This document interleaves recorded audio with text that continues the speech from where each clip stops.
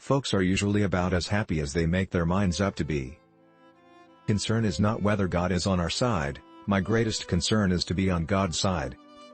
I can see how it might be possible for a man to look down upon the earth and be an atheist, but I cannot conceive how a man could look up into the heavens and say there is no God.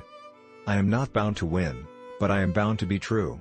I am not bound to succeed, but I am bound to live up to what light I have.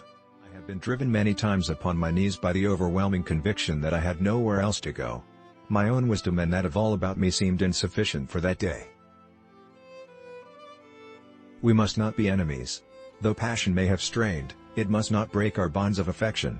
The mystic chords of memory will swell when again touched, as surely they will be, by the better angels of our nature. Elections belong to the people. It's their decision. If they decide to turn their back on the fire and burn their behinds, then they will just have to sit on their blisters. If you once forfeit the confidence of your fellow citizens, you can never regain their respect and esteem.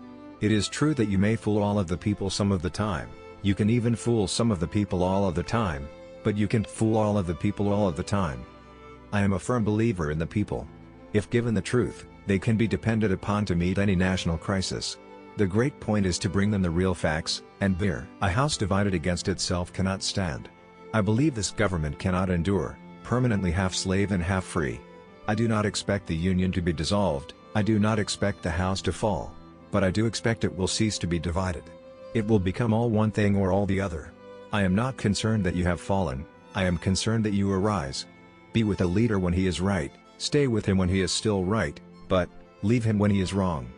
If there is anything that links the human to the divine, it is the courage to stand by a principle when everybody else rejects it. My great concern is not whether you have failed, but whether you are content with your failure.